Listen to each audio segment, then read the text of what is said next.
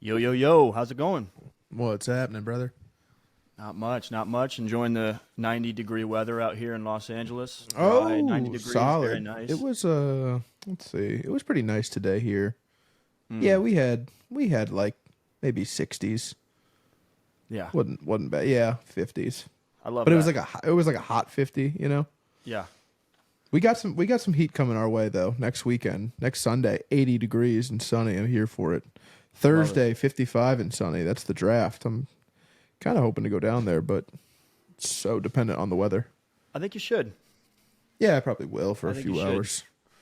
Be fun. So, we last week we talked a lot about, we did like a mock draft. We talked a lot about rookies. I want to touch on one thing that's kind of happening in like the sports news a bit that's not Yeah. really being discussed as news. Sure. Um, I have a theory, and I just am not seeing it like discussed really as an actual theory. It's just being kind of disregarded as like senility and like out of touch front office, and I don't think that that's what it is. So, Okay. yeah. Yeah. So my theory is that Jerry Jones is putting Dak Prescott and Mike McCarthy on a plank right now, and Yeah. he's going to make those two essentially play for their jobs this season. And I don't think that they're all in on winning right now because I don't think that they're all in on their coach and quarterback. And I think that changed after the playoff game. Um, I think Jerry was watching that playoff game in the box and threw on like the Emperor Palpatine hood after that loss. And Mm-hmm.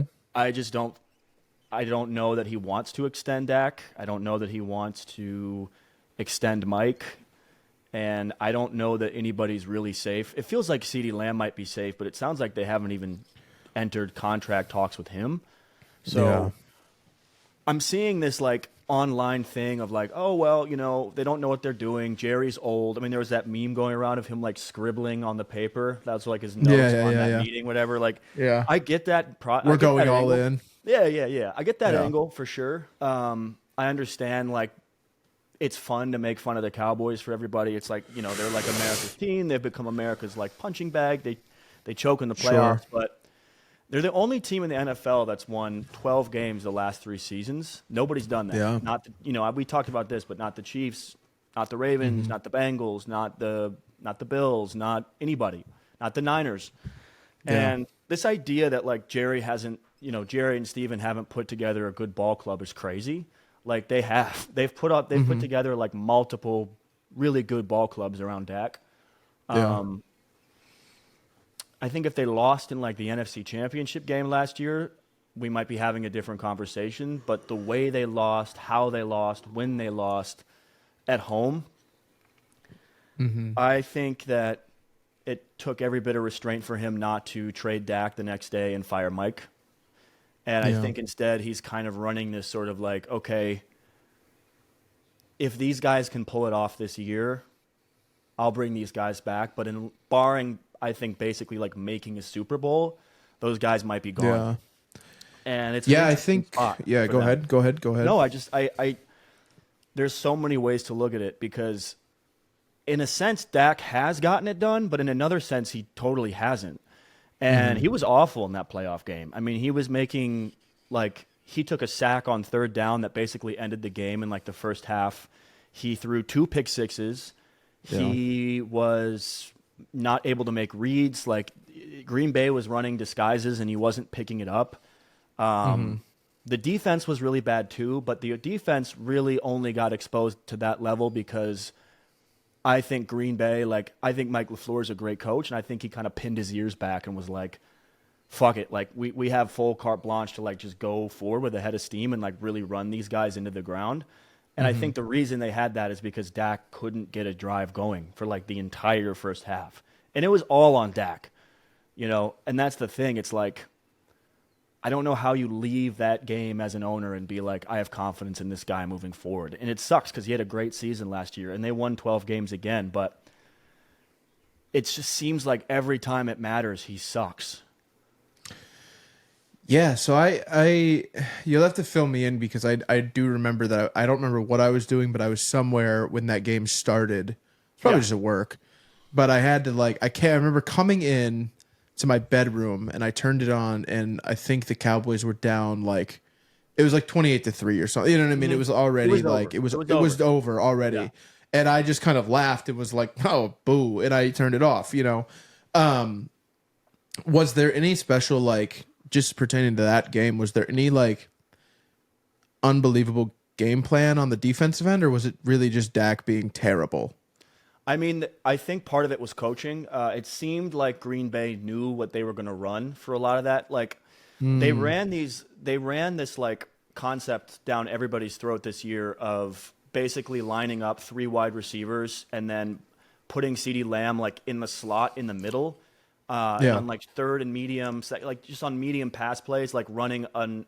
They would basically like clear out and then run like CeeDee Lamb as a slant like underneath, and like teams were having a really hard time covering it this year. It Hmm. seemed like Dak got picked off twice, staring that Yeah. concept down. Okay. And one of them was to the crib with Jair Alexander. I don't remember if he threw three picks or two. But yeah, I mean, there was also a I think it moment. was two. Yeah, there was a moment in the second quarter where they were down by like multiple scores, but like if they got a touchdown, like they could, it would have been like 21-7 or Yeah. like twenty one Yeah, yeah, ten. yeah. It was like, okay, like Mm-hmm. you're not Yep. dead.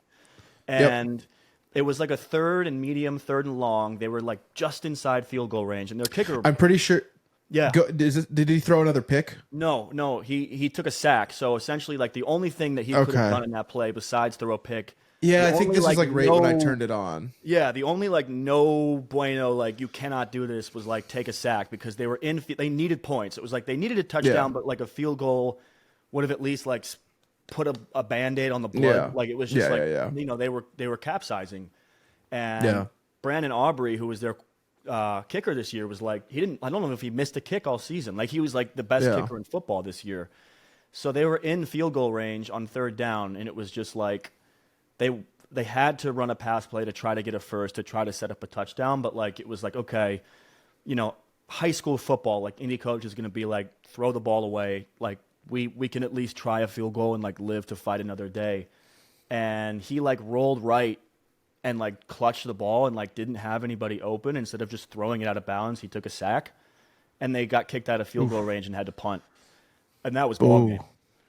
And this is Yeah, I like think after the picks, after Aaron Jones became like 2018 mhm. Aaron Jones, and like Yeah. I mean Jordan Love put on a clinic, Yeah. and so I do think part of it's coaching, and I think part of it is just Dak completely folding in a moment. I think their staff saw something on tape and was like, I think this is what they're going to try to do. Let's jump Mhm. it. Let's disguise some coverages, and I think we can beat this team. And losing's bad enough, but the way they lost, and they lost because of coaching and quarterback play, essentially. Mhm. And their defensive guy's out of there. He's head coaching in Washington. Yeah, So it that's the leaves these two craziest. guys. It leaves these two linchpins of like, screw you guys. Like, and Jerry, if I'm Jerry, I'm like, he's built a good roster. Not a great one, but a good Mhm. one. These guys have won Yeah. 12 games. That doesn't, in 3 years in a row, that doesn't happen by accident. Yeah. Um, it's a weird crossroads, and I feel like everyone's sort of just talking about it as like, oh, well, Jerry's old. They don't know what they're doing, and they didn't sign a running back. It's like, I think this year is going to decide like whether or not he's taking a stick of dynamite to a rebuild, or we're going to see like Dak or Mike moving forward. I don't know if we're going to see either of these guys. Yeah, so I think with if you're Jerry, it makes a lot of sense to just be a Super Bowl or bust team this year. Yeah, Because I think that's just where he's at with them is like literally like you have to win a Super Bowl. right, Anything less is unacceptable. Like granted, they could probably like if you get like if you like pull like a Detroit Lions where you go to the NFC Championship game and then you like you just get outmatched by a better team in the second half. It's like okay, like you can probably still justify like keeping Dak around or maybe you switch it up a little bit. But the problem right. is like when you think about like a rebuild as far as like the NFL goes, like it's tough. You need So the difficult. quarterback. Yep. And for him, at his age, He's I feel like this is like Jerry's like Mike Ilitch time, you know, where like Mike was like really wanted the Tigers to win a World Series, so he just like poured a ton of money into the team, and they almost got there. They were so close so many times, and then they just ultimately never got it. But Right. I think Jerry's probably dealing with a similar thing of like he's realizing, he's realizing how old he is, and he's looking at the product and going, okay, I don't think I have the quarterback, and I don't think I have the coach to like get me over the hump. So Right. what I can do, I can kick this can down the road one more year. I can not pay either of them. I can fire McCarthy at the end of the year if they fail, and I can just like, is Dak a free agent next year, or is Yeah, he? so they have to. Yeah, so he wants an extension right now to Yeah, lock him up moving forward. But if they don't yeah. extend him, he's an unrestricted agent next cycle. Okay. Yeah, So yeah, I mean, I wouldn't sign him. I don't think you can. I would probably let him walk, but I don't know. I feel like you can get a lot for him. So maybe like a sign and trade situation, or a like if they just, you know what I mean? Like they If I'm lock him Vegas, up I'm for. making the call yesterday. If I'm, Why he's haven't got to you? be like, if they don't start super hot, I feel like he might be on the move at the trade deadline. You know what I mean? That's Yeah. like, because I feel like that's where you can get like a real, like a fatty haul too. Like, you know, what's from like a team, like you said, like a Vegas, who like, you know, Yeah. they might be, you know, how, I don't know what week it is, maybe week 9 now, because they switched it, I think. Yeah. But, you know, who knows? They could be like 4-4 or something like that. It's like, ah, man, like we're not like, we've almost won 3 of those 4 games that we lost, but like Aiden Yeah. O'Connell ain't it. You know No. what I mean? Like But they got with a Gardner Minshew guy. too, but I just don't think like Yeah, right. I like Vegas as some of their pieces right now. I just Yeah. I don't know how you like Like could their sign and quarterback? give Dak Prescott the money right now if you're Dallas. If you You watch can't. what just happened with Daniel You Jones and can't. the Giants, it's like, It's over, man. He's what not. if this He's happens to he. us? Like, what if we like pay Dak right now, like crazy money, and then Yeah. we're stuck with him for 5 more years, and like this is the best we ever got. Like, I I think the think, best you frankly. got was right now. The window was Yeah. 2 years ago, Yep. last season, the season before, and then last season. Yep. Like the last 3 years, that was like the time of being like, okay, we can like go like make a run, and they didn't. They didn't. They didn't No. make a like they didn't. They have one playoff win, and it's They like didn't even get close. That's the problem. no, Like they didn't even get close. no And now championship that game. and now they're, you know, now their coordinator left. You Yeah, know, Kellen Moore. Who's their offensive coordinator right now? Mike McCarthy. Oh, he just took over play He calling took and over the didn't. offense after Kellen Moore Yeah, bounced. that's ridiculous. So you lose Kellen I Moore. Now mean, you've they lost. sucked at first, but they really Yeah, they figured it turned out. it. But No, they but turned it again, they around. figured But it out. Like there's no identity. They figured it out doing the same thing that Kellen had done. Like Kellen was running like explosive passing offense with the weapons yeah, and with Dak and with the O line and with like Pollard. And Mike McCarthy last year, before the year started, came into the year saying, "Oh, we just want to like run the damn ball. We want to like run the damn ball." And like they tried to make yeah. Pollard like the RB1, and No. then they were What's like the running bad back for the plan for first. them this year? That's what I mean. Like What'd you it's say? what's the running back plan? Don't Who's know. the running Unclear. back? Unclear. Who's their I wide mean, receiver too? yeah, that's crazy. Yeah, I They don't just know. lost their It's left tackle. yeah, it's interesting, man. I don't know. They're in a rough spot. I would not want to be a Cowboys fan right now because there's no like light at the end of the tunnel. You know what I It's mean? just something Like to keep an eye on. It's something to keep an eye I on, don't and I don't know that it's like nothing, and I don't know that no. Jerry's just like this clueless, like because Steven's running a lot of the show too, so you can't blame Yeah, it all yeah, on Jerry. It's like I don't know that these yeah. guys are like clueless, out of touch, like morons who are like, well, we didn't call for Derrick Henry because like we don't know what we're doing, and like I'm asleep. Like it's like no, he's put together good rosters. Like I don't think that I don't. I think they're setting up to be like I'm not paying anybody else until I see like an outcome this year that like makes you Yeah. guys worthy of the money. Yeah. That's just how it No, feels. that's Like real. the micro rumors like that. I think that's leaked stuff from the front office. I don't think that's real. I don't think anybody wants Yeah, Micah no. out of there. No, I don't think so either. It's too I think good. they're like screw this guy. You've not shown up in multiple big games. Where was Micah in the Green Bay game? Yeah. Nowhere to be found. Yeah, he's Just, you know. I mean, we always joke he's the Black Kirk Cousins, and Colin Cowherd says it all the time. He's a little Kirk Cousins, and it's like, yeah, he's just Kirk Cousins, man. He's not really like bingo. Minnesota and they're stacked. Minnesota has the same kind of setup that Dallas does right now. It's very similar, and they were just like, yeah, we're good. Like, I think if Dak disappoints or gets injured next season and or both, he's not getting the money, and we're going to see Dak Prescott in a new uniform come in the next year, like 25, like what is it, 2024? Yeah. We'll be talking about we'll be talking about, how's he going to look in Miami, or like something like that. No, that's facts. Depending on what Tua does this year. That's another one that I'm keeping an eye on it.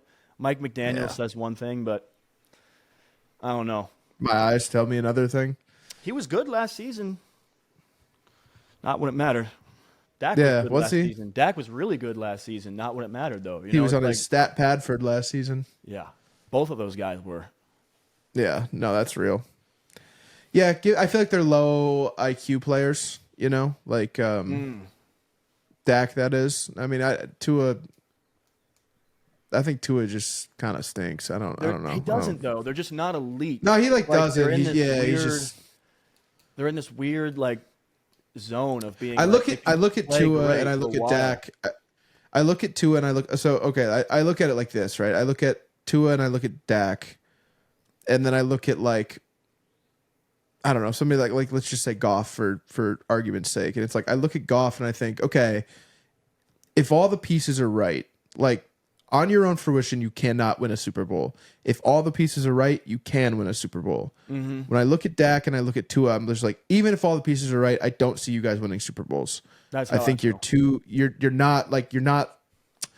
not strategic enough in those moments. You're not. No, watch the film. Watch you're not an assassin, really. You know what I mean? You watch we can talk about breakdown of that Packers game, that playoff game. Yeah, please. Your mind will be blown because the guy. I believe it. I want to give him a shout out. I forgot his name though. He broke a lot of it down. Yeah. And you're watching Jordan Love completely dissect. You're watching LaFleur, and again, it's not nothing that LaFleur is the one who replaced Mike McCarthy in Green Bay, right? That's a smart organization, and they were like, we're going to take this guy, and then Aaron wins 2 MVPs, and I know they didn't win a Super Bowl. Fine, but they did make a couple NFC Championship games. Green Bay was really good with Aaron Rodgers and Matt LaFleur. Very good. Very good. They were better than Dallas has been, to be honest, especially in the postseason. Yeah. We can roast on them choking all we want. It's not the same. The difference in watching Jordan Love play on tape in that game and watching him pick apart the defense and watching what Dak was doing. Yeah. It's concerning if you're going to give Dak a new huge contract. And what is Dak? 32, 33, 31? He's been a starter for what, 8 years, 7 years, a while. Is he that old? I'm going to look that up. Dak's been the starter since 2016. Yeah, is that true? Yeah. That's crazy. That was his 7th or 8th year. He's 30. Okay, so he's a month younger than I am. Gotcha. Still. So he's going to be 31 this year. He's a veteran quarterback. Yes, he'll be 30. He'll be 31 in July, it looks like. Yeah, no, I mean he's a vet for sure. And Jordan Love is 25? Oh yeah, this is his first year as a starter, right? In his first playoff game ever. Dak's been in how many playoff games? In Jerry World. Yeah, it's just bro, you cannot be outdueled this much. You have the better their one playoff win came from a Buccaneers team that had no business in the playoffs. No, I don't even know what happened to that team that year. But Brady led the league in passing the year before, and then retired, and then unretired, and then came back into the year, and that team just stunk. So they really got dragged into the playoffs by having the worst division of all time that season. Yep, 100%. They had no business making it. They did make it.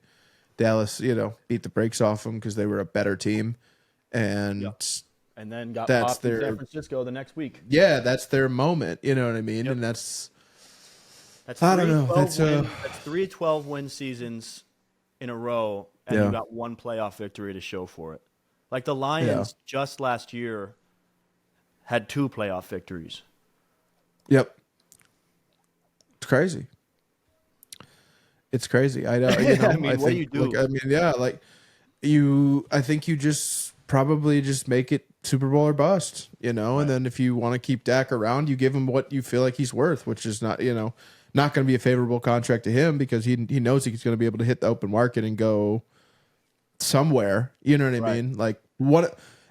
I don't really care what anybody says. Like you can sit here and sell me this dream that like this is the best quarterback class ever and all five could be hits and yada yada yada. That's not going to happen. There's going to be like one that No, hits, two that are no. mid, and one maybe one that's like great. You know what I mean? Like who's Right. like kind of a sleeper, but like the rest are going to suck. And so there's going to be teams who need quarterbacks. Well, they're gonna be And too good this year to draft high next year, even anyway, right? So that's it's like, that's what I no, I'm saying I'm saying like teams who would be looking to potentially go get Dak and go pay him the money that he's worth. You know what I mean? I think of like I think like Bears probably wouldn't be in it, but like you might see a New England if something doesn't work out. You might see a Vikings if something doesn't work out. You might see a Denver, a Vegas. a Raiders, yeah, Yeah, yeah, yeah, exactly. yeah. Seattle's probably thinking in those terms. Yep. Pittsburgh, even with the Russ and the Justin Fields, there's that neither of those might be the answer. They So, bring in light skinned QB number 3 just to like really dude, that'd fuck be with all of so us. funny. It's just all three of them battling it out for. There's a new starter every week. It's like a battle royale of light Literally, skinned quarterbacks. I'm here for it. Yeah, no, I mean it's like Tune in next week where we're starting Dak Prescott. We just paid him a max Literally. contract, but we still have Justin Fields and Russell Wilson, so we're not sure he's our starter. literally. Yeah. But you Yeah, won't they have have a Russell weird- they Wilson have a next weird year unless he situation. balls. You know what I mean? Like Yeah. Russ they can have a just weird walk. situation. I think Russ, like, I'm not so sure that Justin isn't even the starter. Like, even if he's not the starter week 1, is he the starter week 8? Like, I feel like Russ has Probably. to like completely Probably. crush in order for like Yeah. them to be like, yeah, we're gonna just like sit Fields moving forward. Yeah. But I don't know. It's I a feel weird like QB situation. I feel like Fields and Russ would be pretty good in Arthur Smith's system. So like Right. it's just I think it'll just come down to like who's the locker room like better and who's like I feel like they're pretty like even talent wise as far as like throwing the ball. Yeah. Running obviously Justin Fields has the mega edge. Yeah. But like I don't know. I mean, it's a lot Yeah, of Russ play just won a action. Super Bowl. I mean, it's like it's hard. That's to what I mean, just, like be like, yeah, he sucks now, but he kind of sucks Yeah. now. So it's like, Yeah, he does kind of suck is now. it that hard to say? You know, I don't know. I mean, No, it's not that. No, it's not they that hard to also say. He they does. have like He a does fake kind of good suck team. now. They have such a fake good team. I feel like everyone's gassing them up like this is going to be like what sets them over, and it's like I don't. No, You it's have not. like They a have bunch of like guys that we're not even sure are stars. Like you have a bad O line. You have terrible O line. You have a starting running back with no explosiveness. You have a backup running Yeah. back who is explosive but doesn't have the size to be between the tackles. Yep. Then Yep. you got rid of Deontay Johnson, so that was your 2. And I don't hate that move. That guy's so overrated. No, He's a yeah. huge headache. He had one good season with Big Ben at the end. But Yep. that being said, like he's gone now. So your only like Yep. real stud receiver is like George Pickens, and like Yep. is he a 1? Like we don't know yet. He's still in that. Yeah, I don't He's in know. that. He's valued in that world of like hypothetical. Yeah, Like, even I don't know Christian if he's a- I don't Watson, know if where he's it's a like, 1. Maybe Yeah. it's like Yeah. I guess I don't. Yeah. He could be. I mean, this could be the year that he like quiets the noise with like some good QB play. He had some great games last year, but like we haven't Yeah. seen him. You know, and then who's the other guy? Like Calvin Austin, I think would be like the other wide receiver too. Now, like we haven't really seen him. I do don't even anything. know. Fryermuth. Yeah, I is don't even know. Just a guy. Like he's okay. He's good. I'm not Yeah, trying to like, knock Fireman's him. he's a decent. He's a good But tight Steelers end. fans will swear to you that he's like a stud, and it's like, no, he's not, dude. He's never been like a great tight end. He's not had like one great Yeah, he's season like- of us being like, whoa, he's really up Yeah, he's there, like tight end. He's like tight end 10. yeah. you know, It's like, like, yeah, I he's- guess yeah, like he's, if like, you're doing good. a fantasy football draft, like where is he going? Yeah. He's going behind like Laporta, Kelsey, Andrews, Yeah. Kittle. Well, if you're Njoku, like if you're Evan Eric Dean, he's Ingram. going in the 4th round. That's crazy. Yeah, shout out our friend Eric Dean who drafted last year in our fantasy draft. Our friend Eric Dean took Pat Fryermuth in the 4th round of a 10-teamer. It was like pick 38 or something. Yeah, that was elite. He Sure sniped was. us. Eric doesn't give a fuck. He sniped us. He said I'm going for it. I know what I want. I'm I came going here for it, one Foley. thing and one thing only. Pat Fryermuth, baby. Show me Ramondre Stevenson in the 1st round. Oh, dude. Man. Yeah, we'll get into some fantasy talk here too Yeah, in a little bit. I'm Just because definitely down. I'm Yeah. pumped about that.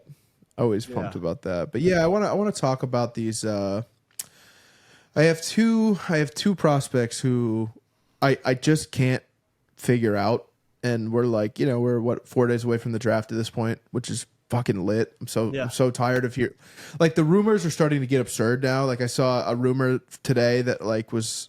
I mean, it was like a note written, and it was like somebody opened their iPhone notes and was like typed fan fiction, and then like somebody like reposted it, was like, oh my god, like could you imagine? It's like, well, this is like fan fiction, but it's like, oh, like I'm hearing that Justin Herbert isn't recovering well from his surgery, and that if he's not good to go by OTAs, the Vikings are going to trade. Oh, you know who reported that? Do you know where the source was for that? I know what you're talking about. ESPN. Yeah. No, I know. Hey, he got something right. Like a couple things. Yeah. He's gotten like 2 things right and like 40 things wrong, but everybody's like, but he did get those 2 This things is right. like his big like diabolical like news drop of being like, oh, Justin Herbert might be on the move. Yeah, that would be wild. You think does Jim have the guts to trade? No, Justin that Herbert? would be so stupid. What could you get Jim? for him though? Justin Herbert. Well, okay. The alleged was you would get the Vikings both first round picks, next year's first round pick, next year this year's second round pick, which they don't own. So that already kind of, because Detroit owns it from the Hawk trade, I think, like a few years ago. Yeah, and I think Christian Darrisaw. So that was like the alleged package, but it's like that's a ton. But I also don't want to see Justin Jefferson and Justin Herbert in the same uniform in my division. I would. Wouldn't that be the most Lions thing of all time to like win a division, and then like Caleb Williams gets drafted number 1 and he hits, and fucking the Vikings get Justin Herbert, and the Packers just like rebuilt overnight. Like it would suck. We're just like the dumpster fire. It would suck, except for the fact that Justin Herbert wouldn't win a Super Bowl in Minnesota because it's Minnesota. No, that's facts. That NFC Championship loss would hit like crack, though. No, it definitely would. You guys would get there. You guys would sure. win some games, but I don't really know what Herbert is yet in terms of like being in that like upper echelon. I don't even think Jim, like, it's so funny to me. Like I can't imagine Jim would even consider moving. He's like such a Jim Harbaugh guy, right? He's like this 6'5" fucking like he's literally chiseled out to be a quarterback. You know what I mean? Yeah. Yeah. Like it seems like what they're setting up there is like very collegiate and like player very second. much so. Yes. It seems like they're trying to build like a culture. Like, do you see that they like assigned lockers alphabetically? Oh, did they? Yeah, in LA. Which is like a real like college-y like move. You know, like they're trying to like shift into this like collegiate thing. I don't think they would trade Justin Herbert, but like, wouldn't that be wild if they did? And it would be JD McCarthy, but they wouldn't. They would lose their pick probably. Who would lose their pick? The Chargers would get Minnesota's pick. So the Chargers would be able to draft JJ if they traded Justin Herbert. Yeah, they would. Yeah, exactly. They would have to. They would just draft JJ at 5, and then trade Justin Herbert, and then would have 11, 23 Darrisaw in next year's first and the second. Do it, pussy. Yeah, right. You've been talking about how great this guy is. Well, it's also funny too that people think that that's the reason why he's like hyping up JJ. Like it's not just because they won a natty. It's like, dude, you know how much he's talking about him? He's going to take him in the draft. It's like, they just won a national title, dude. Like, he lost a single game under Jim. He lost a single game. Yeah. Like, that's his fucking boy. Yeah. Like, what are we doing? One game. But speaking of which, that's one of my prospects that I just can't figure out, right? Yeah. I cannot figure him out for the life of me because go ahead. I sit here and I think like I said, this all plays in. I'm seeing like the most absurd rumors going around on Twitter primarily today and the last couple of days really is like, rumor has it like Ryan Poles is between JJ McCarthy and Caleb Williams. It's like, that's absurd. Right. It's like, Right. don't be surprised if Adam Peters takes JJ McCarthy at 2, JJ McCarthy had a long dinner with the Raiders and the Broncos, and he might go there and he might go. I have no fucking idea where JJ McCarthy is going to go. The other day that I texted you that we're in like peak smoke season now, where there's 100% we are. Sense even being discussed now. No, like, and that's all. That's all like. But yeah, don't forget some of this shit does happen. Like remember about Will Levis being the second quarterback taken in this draft, or potentially being top 5, top 10. We sat there on draft day as his girlfriend like started DMing other guys, being like, "I think I'm single." Like, it was depressing watching Will Levis not get drafted for like 30 picks in a row. It was like, oh my god, like another team passed on him. And we were talking about him being right there with Bryce and CJ last year being picked. And like, Anthony Richardson climbed up at the end where it was like, okay, like remember he was kind of the like Bo Nix, Penix secondary. I wanted him. Like, I wanted him bad. We don't know. It's like now all of a sudden he's getting picked above Levis. Levis is just sitting there. So like this idea that some of these guys like might be going later than we think is not crazy. But I will say a lot of these rumors are coming from like this group meeting they did with all the quarterback prospects at in Washington. But that was just like an idea they had. Like they're just trying stuff. Like apparently they met individually with all these guys, and then like at the end they did like Top Golf together. No big deal. I don't hate the idea of doing the Top Golf thing, right? Because doesn't it get you to get a read? Doesn't it get you to get a read on who's the leader of the leaders, right? It's like that's the idea. Okay, here's all these quarterbacks. Who stands out to me when they're all in the same room? I think that's genius, honestly. So do I. But you gotta understand. I've thought that all week, and everybody's like, "Oh my god, how ridiculous and unprofessional." I'm like, "Nah, that's smart, dude. I don't care. Like that's smart to me." Here's what I was saying too, because like the Adam Peters thing is like really important because everyone's like looking at Washington and being like, "It's Washington. They suck. Like they're gonna fuck this up." And it's like I understand why we all think that. Like it's fair, but Adam Peters is like was the draft guy in San Francisco. Like, and everyone's like, oh, the Trey Lance. Well, the Trey Lance thing was John Lynch's idea to trade up and do Trey Lance. And I'll raise you Brock Purdy as the last pick in the draft if you want to like throw that out there. So that like all cancels out. The 49ers have drafted really, really well. And that's because of Adam Peters. Like he's the guy. You could ask anybody who like knows football; they'll tell you. Yeah, this guy is the guy. He's like Brad Holmes with under Les Snead. 100%. 100%. Same thing. So like, Washington has kind of like a secret sauce draft guy, and like, I believe whoever they take it to, I kind of trust is like the right move. Not saying it'll work, but like, and that's like my thing, right? It's like. Are we ignoring like we get so caught up in like draft season and draft, like how is his combine? How is his tape? How is his size? What's his injury history? I feel like in all of this for myself, it keeps getting lost because I look at the product that is like JJ McCarthy and I'm like, you feel like a mid to late first rounder, maybe early second rounder. Yeah. But then I like see him on Instagram yesterday and he's got fucking 8 rings on and I'm like, you're just a fucking winner. Am I overthinking this? Like you're a fucking winner, dude. You're a dog. Like I don't know. There's something about there's like a juice to it. Like you're out here on the sidelines at the spring game with 8 rings on. Yeah, 8 rings. We're not talking like we're not talking one ring. We're talking like, oh yeah, here's my high school. Yep. Here's my college. Here's my fucking, my Big Ten championships. Here's it's insane, dude. I'm like, damn, this dude has 8 rings to show for like, and what was he like 63-1 throughout like college and high school? JJ? Yeah. Yeah. No, all he does is win. I mean, the only 2 losses I could think of, he had 2 playoff losses.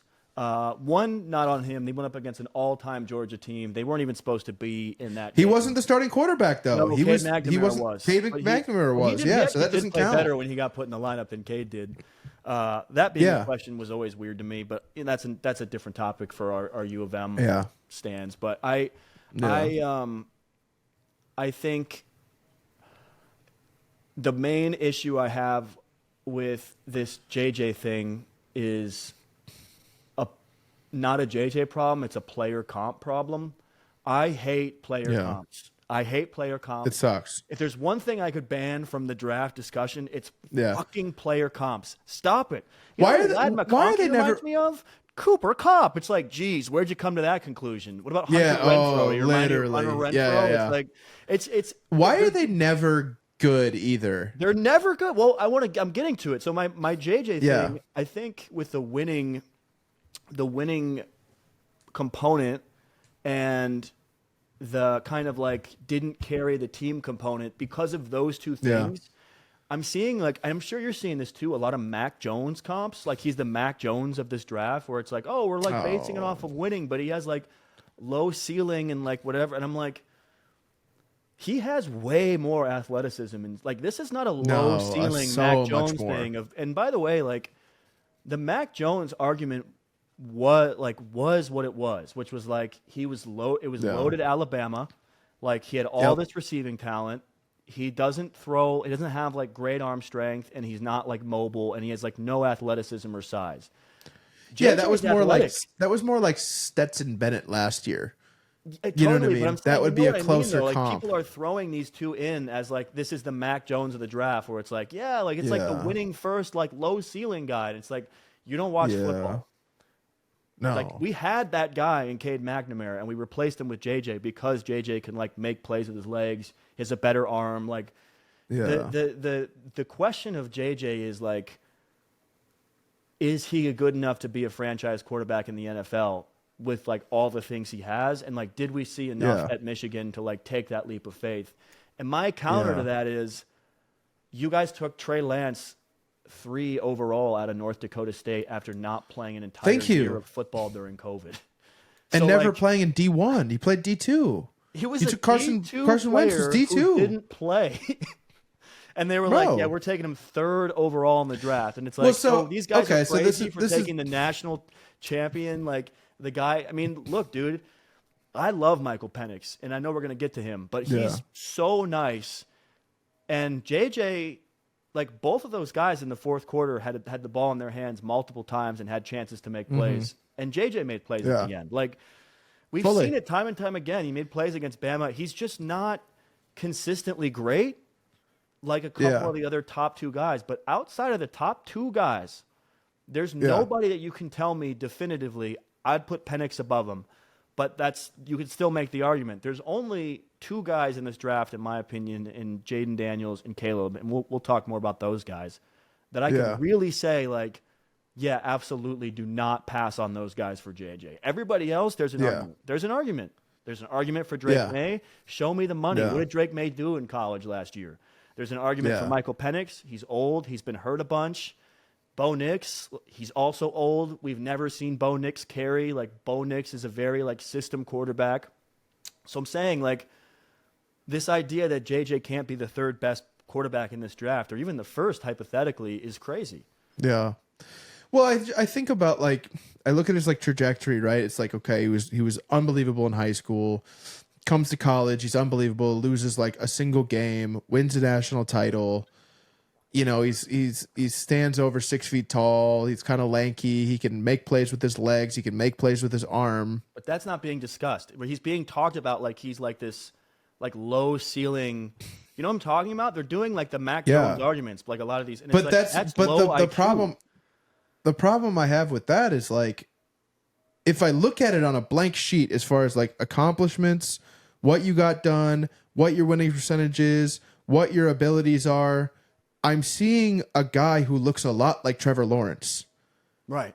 And one was labeled generational, and one's labeled maybe a 1st-round guy. But then I look at it and I go, okay, well, Trevor Lawrence was also undefeated in high school. Trevor Lawrence also won a national championship with Clemson and lost like a single game when he was in college. Trevor Lawrence is also stands over 6 feet tall. He also can make plays with his legs. He also has a nice arm. You know what I mean? Like I Right. I'll give like you a Trevor's better definitely one. more. I'll give you Trevor a was better more one. polished, but Yeah, I'll give you a better one. Even before, let's Sure. take pro stuff out of it, because I know it's like Yeah. really punching down, and I think it's become unfair at this point to the kid. But let me Yeah. give you another name that just looking at their tape, their size, their arm talent, their leg talent, and their college resume next to each other. yeah. Zach Wilson at 2 overall or JJ McCarthy at 2 overall? Ooh, JJ, 100%. Easy, no brainer. JJ, No brainer. 100%. Yeah. And it's like, Wouldn't even think it through twice. and again, it's like, well, you can't use that example because he's been bad in the pros. Well, we don't know what any of these guys are going to be in the pros yet. We're going off of what You've we've not- seen in college and what we're projecting. So, Yep. again, and I'm not trying to take shots at Zach Wilson. I think he's been treated a little bit Yeah. unfairly, but he's a bust. And it's like, okay, if that guy was, there wasn't that much pushback on that pick. It was controversial, No. but people were like, oh, yeah, well, did you see what he did at his pro day? Like, he can throw with his eyes closed 40 yards. So, Yeah. like, that means he's going to be good. And it's like, okay. Yeah. I guess maybe. No, Like, that that's- was such a no, I mean, weird straight year up. with COVID. Like, the evaluation was Yeah. all jacked up. It was all The Jets jacked took him up. at 2nd overall. And we're not even talking about 2nd overall. We're talking about, can he go in the top 10? Maybe, yeah. And it's No, not I'm with even you. close when you look at, like, he has the arm talent of Zach Wilson. He's just as mobile. He's bigger than Zach was. He's won Yep. way more. It's like, Yeah. what? Zach was never good. That's the like. If you watch like BYU, He was, like, they nice. didn't play he was, any. like, nice. You know what I mean? Like, Yeah, he was like Stan nice for, McGuffey like, at a quarterback, where it was, BYU like the highlight tape. Yes, where it was like, yes, yeah, 100% Sam he McGuffey. Then he was. came to Michigan, and we were like, damn, he's not big enough at all. But is he? anytime that anytime Zach Wilson played a team with like any like sniff of any talent, he was trash. Like I don't think he ever beat a team that was even ranked or like even came close. But like No. But I don't know, JJ JJ's went undefeated and won the Natty and beat Bama. And JJ's Washington. 2-0 against fucking Ohio State and beat Alabama and Washington. Yeah, it's like I don't know, like, and I think like the lazy take is, oh well, Blake Corum and blah blah blah. Okay, but like let's be honest, that O-line was not as good as it was last year, this year. Michigan's O-line? And yeah, Michigan's O-line, Michigan's I'll O-line- go as far as to say they were actually pretty bad at pass protection. they were terrible pass protection. Yeah. And Which by the way, I'm like, going to I stop mean- you right there. This is a big Yeah, one. I've seen this thrown around a ton, and I can just tell that you don't know what you're talking about when you say this, so please stop saying it. The sure. reason why we didn't throw the ball in the second half against Penn State was not because JJ can't throw the ball. It's because our pass protection fucking stunk last year. It was But our terrible. run blocking was really good. And Yep. Penn State's only decent thing, because their quarterback play was mid, their wide receivers were mid, their running back was Yep. mid, their secondary was okay, but they had a good pass rush. Yep. So we just said we're not going to let you win this game on a fluke because like our fucking left tackle can't block once, and then all of a sudden a guy comes in and does a swim move and alligator arms JJ and he fumbles and you guys win the game on some BS like this. We have way too much Yep. at stake to lose to you guys right now in this game. Let's just run the ball. You can't stop it. And then we're going to win. Yeah. And that's it. And it's like, Fully. it's not because JJ Well, can't throw the ball. didn't JJ also like tweak his ankle too? Yeah, I think he was hurt during that game. Yeah. Yeah, he was hurt and during Jim that wasn't one and then coaching either. Maryland. Jim was in a hotel No. somewhere watching the game. So it's Yeah, like he was you're he running was a banned different when he was on the system. flight. That's where the bet thing came from. Bet. Fire. Yeah, that was a lot of fun. We did cheat. But that's okay. Of course, We cheated. of course we did. Yeah. But like that's you guys did that's too, fine. by the way. You guys all cheated. Bamas, Yeah, all you Clemsons, all yeah. you Ohio Staters. State. You guys are all Yeah. cheaters. It's okay. What did Drake say that one time? You non-believers, you tweeting deleters. Literally, You guys oh, that's cheated real. too. You better hope They the fully NCAA doesn't cheated. come down on your school. Oh, that's, Especially y'all down it's south. unbelievable. No, that's real. Yeah, Yeah. kick rocks. I'm still waiting Get on the outta here. sanctions you guys have been telling me have come in for the last year. Yeah. Guess what? We I took need a picture. need your plays. I took a picture with the natty today. It was there in the flesh, baby. Worth it. Yeah. You know what I mean? Shout out I Connor seen it with Stallion. my own 2 eyes. They wouldn't let me touch it though. It was annoying. They said, just don't touch it. I said, why not? It's the only thing I touch want to it. do. I want to pick it up and do the thing. I want to hold it over. Yeah, I want to hold it over my head. Yeah. Hold it down. We did that. Like a bad Photoshop thing, like in the background, like you put it on your Instagram. Right. Spray paint on a T-shirt, like the cookout funerals T-shirts from back in the day, where like they would have like the most. Dead. Hey, shout out black people for throwing together the most fire T-shirts when someone passes away. I don't know what that is. Every time. Y'all just reach Every up time. and grab them things straight from God Himself. They're gone but never forgotten. real. Gone too. There's like No, always that's- doves like flying in the background. Yeah, no, it's like, facts. like the sickest facts. like stencil spray paint job you've ever seen in your life. Yeah, airbrush. Yeah, every time, bro. Yeah. It's always Yeah. hard. It's like, bro, I don't even trust me. He's gonna live forever through that T-shirt design. No, that's real. I'm keeping I'll that never job. throw this out. I didn't even I'm know pulling this this out respectfully. I'm once just a here week for for the shirt. next 3 years. Dude, oh my. You know it's true. No, I do. I'm with you. I'm But not gonna say any but yeah, I names, think but I remember I growing think- up, a couple of great T-shirts came out of some very unfortunate situations back home. Oh, I believe it. I But believe it. man, them funeral shirts I believe really it. hit. They rip. But yeah, go ahead. Sorry. Oh, I was just, yeah. I mean, it just I say all that to say, like, I think if I'm a GM and I need a quarterback right now, JJ's like such a hard kid to like figure out. Yeah. Like on one hand, all he does is win. On the other hand, there's like the obvious ceiling floor argument. And Well, maybe he's got a ask you low this. ceiling but a high floor. Well, I'll That's ask you fine. this. You know what I mean? Who's an easy quarterback to figure out ever in the draft?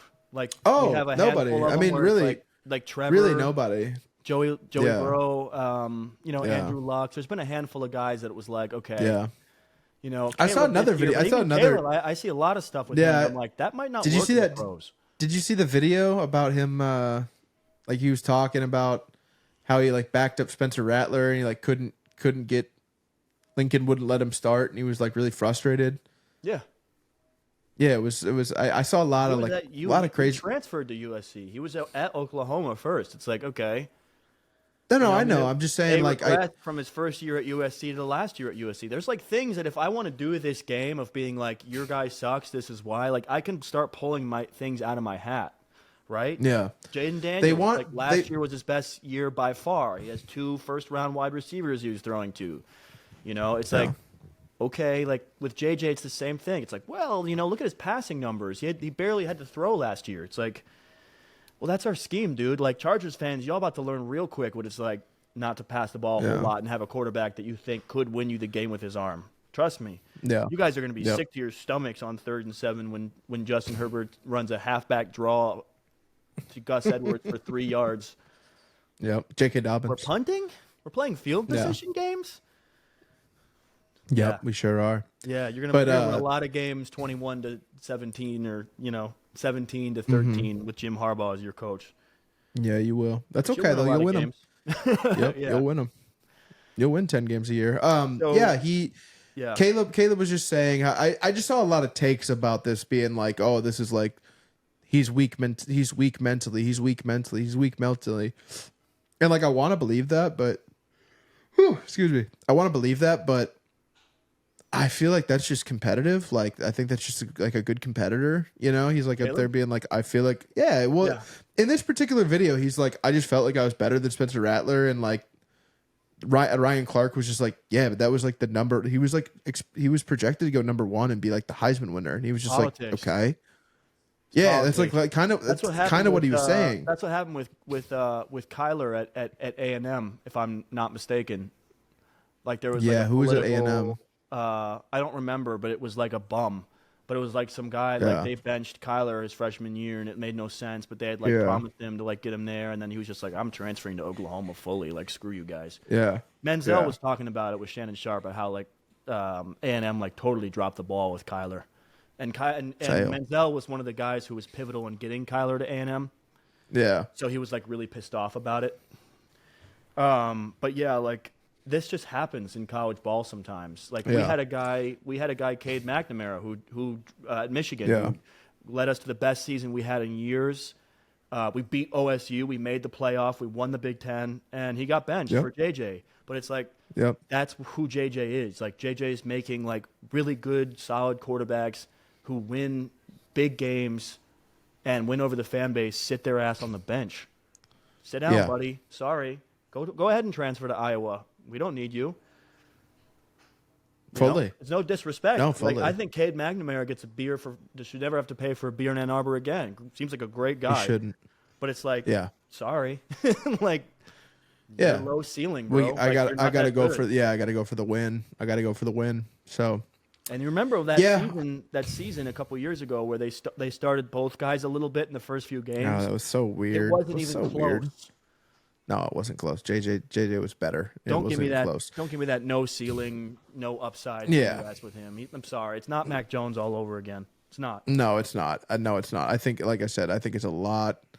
I think it's a lot closer to some other top 15 quarterbacks than it is Mac fucking Jones. Mac Jones isn't even a starter in the NFL. No. You know what I mean? Like, it's so stupid.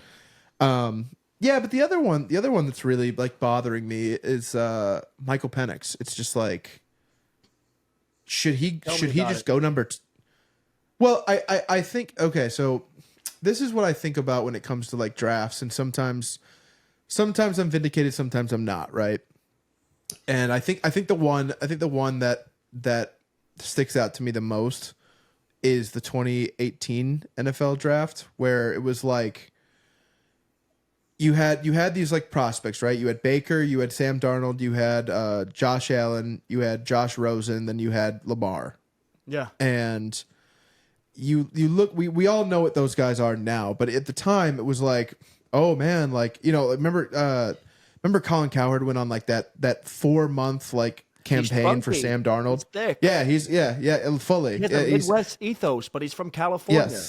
Yes, literally. Yeah, it's exactly that. So it's like he wanted Sam Darnold first. Take a shot every time Colin Cowherd called Sam Darnold thick and trunky. That was such a weird like. I'd be dead of alcohol poisoning. He's got a great ass. Yeah. What? Literally.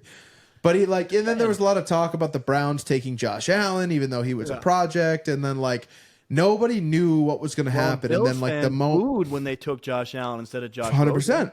Yeah, 100%. But then like when it came down to it, in the moment, they just took Baker, and it was like, thank you. Like, and it seemed like leading up to it, nobody like Baker was like a borderline top 10 guy. It was like, oh, he's undersized, he's cocky. He's he's this, he's that. By like the way, maybe, By the way, you absolute poverty bums in Cleveland, your franchise failed Baker, not him. Oh, 100%. I mean, look at he was, he's been now twice in his short career. He's twice been in the second game of a playoff and almost won it on the last drive. You know what I mean? Like once against Mahomes in Kansas City when he was with the Browns, and then once with the Bucks in Detroit. Yeah. And so I look back at that, and then I think about where I was at the time, like mentally with all these guys. And obviously Josh Allen is probably the best one. You can argue Lamar, but like, yeah, it's close. Baker wasn't. It's super close, but like Baker wasn't kind of like and hasn't been different like variations of the same thing, kind of. Kind of right. Haven't they been sort of? But yeah. But then like you kind of look back and you think like, okay, did everybody just really super overthink Lamar? Like, there's no, you know what I mean? Like, the dude won the Heisman. Yeah. He was the best player in college football. Yep. He was completely electric, but he was never even talked about in top. Like, Josh Rosen got drafted before him. Right. You know what I mean? Like, we all overthought Lamar. So it's like, are we overthinking Michael Penix? Like, he's been the best quarterback in college football for probably 2 years. Yeah. He's a little older and like the injury stuff, but the injuries were, I mean, that was like at Indiana. He's played 2 fully healthy years at Washington. He's older, but he's not Brandon Weeden. No, that's what you would think he's 30. From the other OSU of from course. Oklahoma State, where he was like, what was he? Brandon 29. Was like what? Like, yeah, he was like 30. He was like literally 28 or 29, really but like, I think Michael Penix is like what, 24? I think he's 24. So if I'm a team, Fine. I know that I have him for probably 10 years before he like falls off a cliff. Granted, I mean, obviously injuries happen, but injuries happen to everybody. Like, I don't know. But if I gave you a quarterback with high production for 10 years, how many of those did they Thank you. I mean, well, and that's the thing is like what's the- with where he's being talked about, like you're probably going to end up in Las Vegas or you're going to end up in like Seattle, which are two really good situations for him. I would love It's like, either or of even those or teams even for him. or even Minneapolis, and it's like that's another great situation. So it's like why are we like poo poo, like we're like, oh, it's Caleb and Drake May and JJ McCarthy and you know we might take a flyer on this guy, we might take a flyer on Bo Nix, we might take, it's like it seems like the consensus is like, yeah, no, we like Penix in the top of the second. It's like, why? He's the best player. Like remember how you know what it reminds me of? He's been better than all of them. Like he's been better than literally all of them. You know what it reminds me of from a front office perspective? This will be one of those things, in my opinion, where it's like, you remember how when Justin Fields was made available maybe a month ago now? And I told you, once it became clear that he was available for backup quarterback pricing, I told you that there were 31 teams in the NFL that pooped their pants by not offering something 100%. better than... Because, again, it's like there's teams in the league where Justin Fields should be their starter. Pittsburgh arguably 100%. included, but there's teams more desperate than Pittsburgh, apparently what I read that came out was that Justin axed a lot of trades. Like apparently there was like quite a bit of dude, but there were teams in the league that could have been like, that were like, well, we have this guy, like maybe we don't want to bring in. And it's like, dude, F that. Your quarterback's one bad hit away from not being a quarterback anymore. Yep. If you're getting a sixth round conditional next year, fourth for this guy, you're for crazy. Justin Fields, You're crazy. I want the Lions to go get him. I mean, we arguably have a decent backup, but our backup's not as good as Justin Fields. We have no idea what our backup is. Right. He's never started a game. And our team's so good. He's never played a game. God willing. No, I'm with you. If Jared Goff went down with an injury, like, we're toast.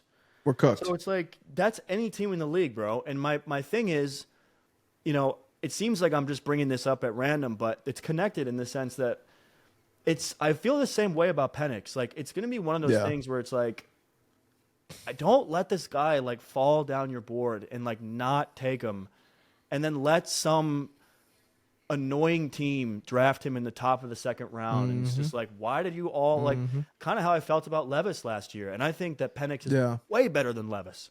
So it's like, what are we doing? You know what I mean? I don't know. I mean, it's interesting because I think that we're getting a lot of like unnecessary talking points added into the cake mix of like why we shouldn't. It's like, here's why not to take them, And I don't know, like, I don't want to like hot button issue this thing, but maybe there's like a twinge of racism going on still with like the black quarterback thing. I don't know if that's totally edited. Or the left-handed part too. Sure, right? Yeah. Remember when we used to get killed for being left-handed like hundreds of years ago? It's like, no, that's I hate but like I hate watching it. No, it sucks watching, but I feel like a lot of like left-handed quarterbacks are not like. I mean, who's left-handed? Tua, and like that's like. I can't think. Was Doug Flutie left-handed? Or did he just? No, I'm talking about like currently though. Yeah, I don't know. Like I feel like it's just Tua. Yeah. Is AR left-handed? Which is so odd. I think AR is right-handed. No, I think he might be left-handed. Yeah. I don't know. But it's not like do or die. That's not even the thing that I'm thinking of. And neither is the black thing, by the way. It's just my own kind of private suspicion of being like, I feel like we look for reasons like not to sometimes to be like, oh, it's like a black QB or it's like the white QB. We're like, yeah, he's a system guy. It's like, I don't know, man. Penix is a system guy. Like, he's really good. And like he's also not like, he's not like this like running like urban quarterback. You know how what they do with like the hidden language of like a lot of this shit. But he did run a 4.3 or a 4.4 at his pro day. Yeah. And the thing I'm getting to with that is one of the major like things we get added to the cake mix of Michael Penix is this whole thing of like, well, he had a bunch of knee problems, like, and it's like, okay, like 3 years ago. And he hasn't had problems since. And if you have I think he just ran a 4.3. Like, he can run. There's no injury. Like, his legs are fine. They've been fine for years. Like, he just played a whole season. He completely carved up Texas. His knees are fine. Like, the only problem he had against us was he just went up against an absolute buzzsaw of a fucking Michigan defense. Yep, absolutely. It's fine. Like, he just got and then outmatched. I think that's where people are like are getting lost in the sauce a little bit. Is like he did look pretty bad in that championship game, and that's the last. CJ went 0-2 against us. No, but I'm saying that's the last thing we saw of him. Of course. The last thing we saw of CJ, he was like, one missed kick away from beating a juggernaut in Georgia, and he was like running all over the field. Like that was a good. They played a hell of a game that day. No, they did. Remember, like Justin Herbert like popped off in that Rose Bowl that one year and like just absolutely like sauced whoever they were playing. I can't remember who they were playing. But he just went nuts, and you were just like, oh wow. So it's just that like that lasting impression thing. Which is like, let's care. The game before that, he got them into the national title pretty much exclusively with his arm. His running back by beating Texas, who was very good, by the way. That their starting running back, who was pretty good for them, was injured again in the national title game as well. Yeah. So it is what it is, man. I've seen this guy do nothing but like consistently throw the ball all over the yard for like 2 years. We watched me and my brother. Did he almost beat Michigan when he was at Indiana? Yeah, dude. But again, he was at Indiana. Like, who gives? Yeah. It's the same thing with the Jaden Daniels stuff of like, well, he wasn't like dominant at ASU. It's like he was at ASU with Herm Edwards coaching them. Like, come on, dude. ASU, like, the football juggernaut. Had some great games at ASU. So like this whole idea with Brandon Ayuk. Yeah, 100%. But like, I remember not this past year, but the year before. So it would have been Penix's. Not this most recent season, but the season before that. I was up in the Bay with Colin, and we went to go see the Niners play. But the night before, Washington hosted Michigan State, and we weren't sure if Michigan State was like a dumpster fire yet. It was like they had come off that like pretty decent season. They were.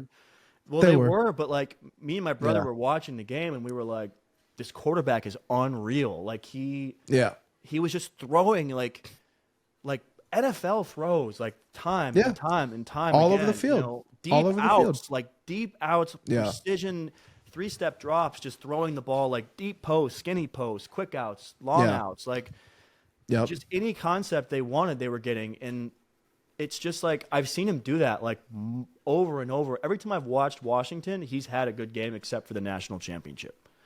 Quite literally. So like I don't. And that's where I'm like, I feel like we're overthinking it. I feel like fucking.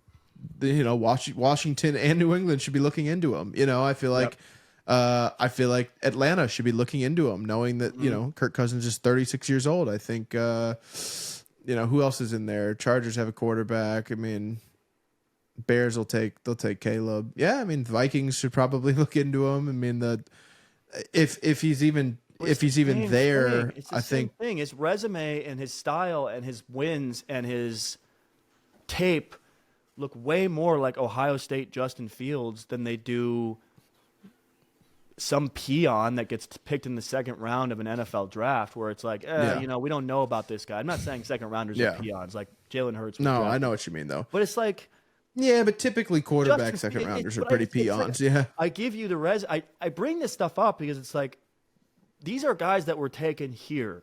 So like if I give you the resume of Zach Wilson at BYU, Trey Lance, or I give you Michael Penix resume and Penix tape. It's not close.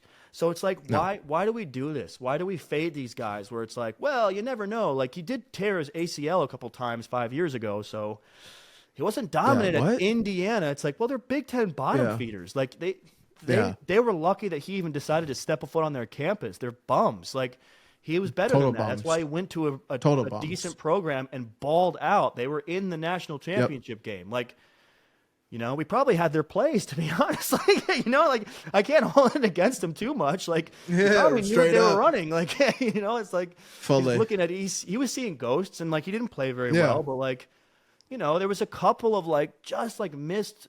There was a couple of throws that were missed that were like, if he hits that throw, like they win this game potentially. They were in that game for a long time. Well, and then they keep talking about Roma Dunze's a guaranteed top 10, and what is it, Jalen Polk or something like that.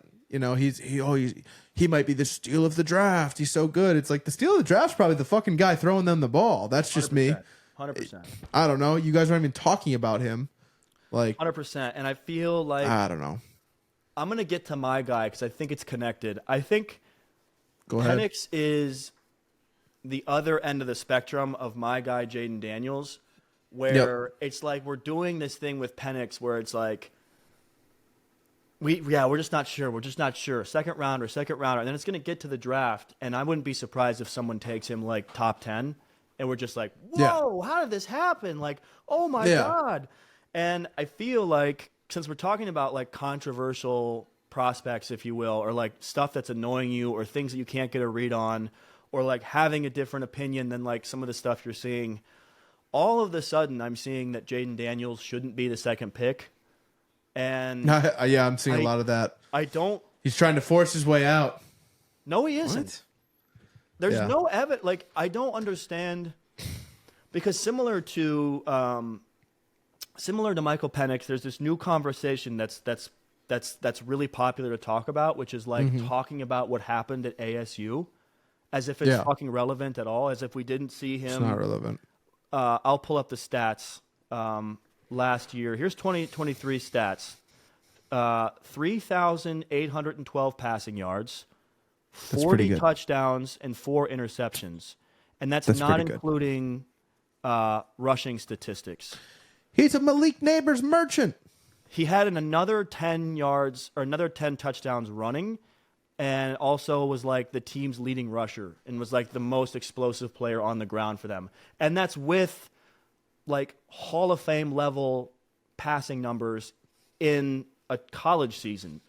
If I pulled those numbers up and I was like, wow, like look at Josh Allen's stats last year. He had 40 touchdowns throwing and 4 picks. In the SEC, by the way, not Trey Lance playing at North Dakota.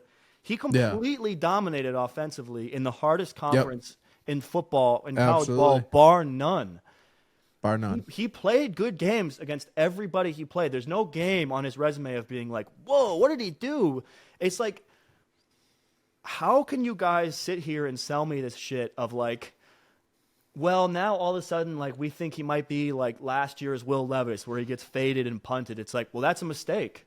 That's a mistake. Yeah. Like, that would be a huge mistake because not only is this guy elite passing the ball, like I just read you his passing numbers, he also runs better than anybody in this draft.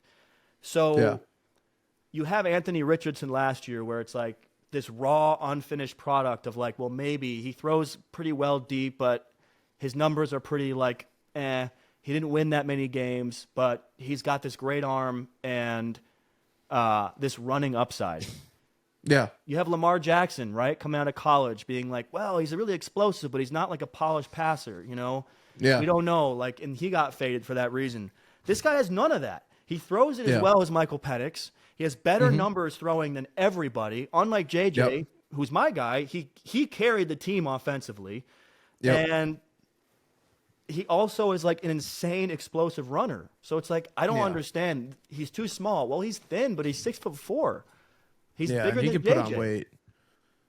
Yeah, I just he can put weight on too. I don't understand, and this is why I hate Smoke Season. It's like that's my. It's not that I can't get a read on him. It's that I feel like everybody was going off of what they saw last year, and now all of a sudden it's all of these other factors of why he was good last year. You know, well, he ran all over the field because, you know, he was missing throws downfield. It's like, who cares? He threw for 4,000 yards, 40 touchdowns, and 4 picks. He can throw the ball downfield. He led college football last year in yards per attempt, air yards per attempt. So he has 40 and 4, not running check down Charlie throws, not running screens to Malik Neighbors. These are downfield throws. Yeah. And it's like, I understand that he had good wide receivers. Yeah, I understand he had good wide receivers. I understand Malik Neighbors is the truth. I understand Brian Thomas Jr. is really good. I get that, but like all these other teams in the SEC have weapons too, and they have good defenses. And like nobody could, like, you're telling me that it was just because this guy had good wide, so he's closing his eyes and throwing the ball, and it's ridiculous. Watch the tape. He's throwing these guys open. He's throwing these guys open. He's throwing on the run. He's throwing in the pocket, and like, it's like all of a sudden now he's become the only player that we're packaging these like low lights and being like, look at these low lights. It's like, well, where's JJ's low lights? Where's the fumble against Michigan State where he lost us the game? Like, where's Penix's low lights? Like, we saw the natty. Like, where's Bo Nix's low lights where he couldn't get on the field 3 years ago because he wasn't good enough? Like, where's the low life? Where's the low lights of Drake May, who won 4 games last year? What are Drake May's college stats last season? Yeah. I don't know, man. It feels like a bit disrespectful, and I understand that these guys, like, they're all adults and they can handle it, and they're going to be like scrutinized. But it feels disrespectful to me that like now all of a sudden these people are like, he's just like not that good, and you guys have overrated him, and it's like he's garbage coming off a Heisman win. You know? but it wasn't even just like any Heisman. Like it was like Heisman done on like the ground and in the air and like impressively. It wasn't like this like system Heisman. No offense to like Marcus Mariota or like any of these guys. But, like, you know what I mean? Like not all Heismans are created equal. Yeah. No, that's facts. So what are your thoughts about that? I mean, like, do you like agree? By the way, Drake May had 24 touchdowns, 9 picks last year, and 3,600 yards. I think Drake May might be just ass. The only thing that concerns me about Jaden Daniels is that pressure to sack rating is like the worst ever. Sure. Like it's like literally like quite literally the worst ever. Yeah. Which is like up there with like a lot of notorious busts. Sure. Zach Wilson's on there. Jamarcus Russell's on there. Like Trey Lance is on there. Like you think about like the real like the creme de la creme of busts. Like they're all on that list. Ryan Leaf is on there. Creme de la creme of busts as a concept. You know what I mean? So it's like to me that really like if I'm a GM, I'm like, oh. JD McCarthy threw for 2,900 yards, threw for 22 touchdowns with 4 picks. And again, these are all so both of these guys have like considerably less. They have more or the same amount of interceptions with half the touchdowns throwing, less yardage, and it doesn't even include running statistics, which he had 10 touchdowns rushing and like tons of yards on the ground. Well, and I think it's like if you can go Jaden Daniels to me, like he can really thrive in the right situation with the right coach, which would be either Kevin O'Connell or Cliff Kingsbury. Right. And I think they could both try to probably coach that like, hey, like if the pressure's coming, just throw it. You know what I mean? 100%. Like just toss it away. You know what I mean? Right. And that's where I think I could almost talk myself out of that pressure to sack radius because I feel like he's always trying to extend a play.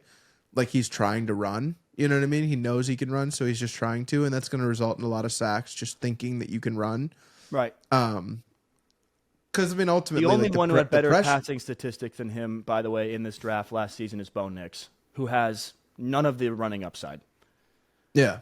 No, that's real. And also was a system QB. Like, he was much more of a system. He's not an air yards thing. I know what you mean. It's just like, I just watched this guy have a 2019 Joe Burrow season that didn't get finished. And it's like, you're telling me that, like, that's like the only difference. They didn't finish. You know, they didn't go undefeated and, like, win the Natty, whatever. But, like, you're telling me that, like, because this guy, you know, has, like, a couple of weaknesses in his game or whatever, that, like, now we're putting him behind, like, these other guys. I just think it's nonsense. And I maybe I'm wrong and I look like a fool and he goes to a bad situation and busts and isn't good enough. Yeah. But I don't know how you look at that resume and those numbers and that film last year and be like, I don't know. He's going to be a bust. You know, it's just kind of like, okay, I don't know. Like, it's not even close. I love JJ, you know, I think Drake May could be really good. I think Bo Nix I think all these guys could be really good. And it's not even close. But they won't be. That's the thing. They won't be. We've never seen it. We've never seen a class where everybody's just like hit. And I don't think this is going to be the first one. So, and I could be wrong. I mean, I don't know. I hope I'm wrong just for the sake of the game. But like, I think Drake May's not a hit. I think that's the only one I feel like super confident about. I feel like Drake May's not going to be good. Right. I Bo just Nix don't understand why we're putting, like, we're now all of a sudden being like, I think Drake May above Jaden Daniels. It's like, where? Like, where are you seeing that? Yeah, I don't know. You didn't learn your lesson Smoke with probably Lamar? though. You know what I mean? Nope, sure didn't. We'll find out though. But then also, like, I think if Jaden Daniels ends up in New England, he'll suck. You know what I Yeah. mean? Like Yeah, it's yeah. it's so situational. They have no So imagination. situational. They have no No, none. imagination. None. I think they're like a dumpster fire situation. Yeah, I think that would be. So we've talked about 3 quarterbacks. Do you have any non-QBs that you're looking at and you feel either different than consensus on, or like unsure about like what your eyes are seeing versus like what you're being told this guy is, or like where he's going? Yeah, et cetera? I think Roma Dunze is slow off of the jump. Like, I feel like he's very slow off of the line. And I think he'll really struggle to create separation when it comes to the NFL. Right. I don't know that for a fact. I just like when I like go through these videos and I watch like what I'm watching, and then like I see a couple of other like, you know, respectable people be like, yeah, he's like Steve Smith for example was like, he's nice but he's really slow off the block, or he's slow off of the line. It's like, okay, that's going to be a problem in the NFL. Like, Yeah, I'm you know what I seeing mean? that Like, too. I'm seeing that too with a lot of the stuff that I'm watching, and you know, and he's not slow. He's No. just lacks explosiveness off of the line of scrimmage, which can get you pretty much locked up in the Totally. NFL. And then it's like, it gives the best defensive backs in the entire world the ability to adjust to what you're doing Yep. and catch up. 100%, Yeah. 100%. Yeah, of And then course. like, and it's tough because like I at the same time I also watch like his ball tracking abilities, and it's like next level. His And he's got contested great catch hands. ability is insane too. He's got great hands, but the thing is like, why do you have so many contested catches? Because not you're not open. creating a ton of separation. Yeah. You know what I mean? Malik Neighbors So wasn't, like that, wasn't covered once. that's what I mean. Malik was Yeah. like you know, and Marv His is just tape so is insane. fucking. Marv is so fucking big that it's so hard to guard. You know what I mean? Like, Yeah. imagine being like a 6'2", 6'3" DB having to go up against Marvin Harrison Jr. You're like, By the fuck, way, dude. and that's not most DBs. Most DBs No, are that's like 5'11" and 6'1". that's what I mean. And then so even if you're like on the higher end, Right. going against Marvin Harrison Jr. would suck ass. Well, you know, and he's just I mean, that's a really interesting one. That is a really good point, and I think that we are talking about him too as being like, I don't like that all 3 receivers are in the generational conversation. Do you feel that one way? will a be little bit? generational. One will be generational. One of them seemed like One will be really first of all, good. We don't know what any of these guys are going to do, but in What terms the of fuck? like, Did you see the balloons just go? happy birthday, brother. Yeah, thank you. No problem. One. Yeah. What sparked that? 2, 1, 2. I don't know. Generational. Yeah, right. One will be Buzzsaw comes down, generational. like, Right. They just get more absurd, like the graphics, just like No, the next right. graphic, It's just like me so getting like silly. macheted by Right. Jason. Just like, geez, So silly. don't say Buffalo. I But that's the problem I have with the draft every year. Everybody's generational. Oh, it's no, but this one, they're- but you got to admit, these are dude, this one- can't miss prospects. No, they can this miss. one Dude. with the wide receivers is pretty wild. Like, we haven't seen one where it's like we are being told so confidently by so many people that Yeah. like these guys are The big all three. Yeah, the big 3. And it's like, from my perspective, like my favorite watching out of the 3 is Malik Neighbors, just because he plays kind of the way that I like to watch receivers play. He's just very explosive and he's very fun to watch, which matters to me. But I don't think that he's in the same tier as Marvin Harrison prospect wise, and neither is Roma Dunze. So this idea that like there couldn't be things like, what if Malik Neighbors can't polish his game enough? What if a Dunze doesn't, like his explosiveness becomes a problem? You know, if you can't separate in the NFL, that's trouble, my friend. That's You're major cooked. trouble. Word to N'Keal Harry. I've said this. You know what I mean? Like, you can't ball game. separate. But Ball like, game. so my thing is like, I think it wouldn't shock me if next year we look at this wide receiver class as a whole and we see that the consensus like best 3 are Marvin Harrison Jr., Xavier Legette, and A.D. Mitchell. That would not shock me. A.D. Mitchell will be my version of what you just discussed. love him, and Yeah. I feel like he's being completely dismissed as like a legitimate potential star player. That's fine because he's gonna go to the he's gonna drop to Buffalo and be a dog. The major you know? issue with him is that he doesn't do very well after the catch. Like he's got problems creating yards after the catch. Okay. But I think that could be polished in the NFL and that could be improved on in the NFL. With the right coaching for sure. For me, it's eye test. Like I view wide receiver as an art form, and like when I see a guy get out, like it's the same thing with like rappers or like NBA players for that matter. Like when I see somebody doing something like on tape, like creating art with the way they're moving, and like I know it sounds funny to say it like that, but like the way that he moves, the way that he runs routes, just his crispness and his kind of his sauce and his like change of pace ability to like, you know, who does a lot of that is like Lamb, where he'll like run like kind of like fake a route like he's not really running it, and he'll just kind of get up to the DB and then just get away from you on a dime. Yeah. Like Adonai Mitchell did that a bunch this year. He can run deep. He can run underneath. He makes great like in-air adjustment catches. Like he just looks good doing it. So like he might bust, but like he looks so good playing the position. Yeah, pause.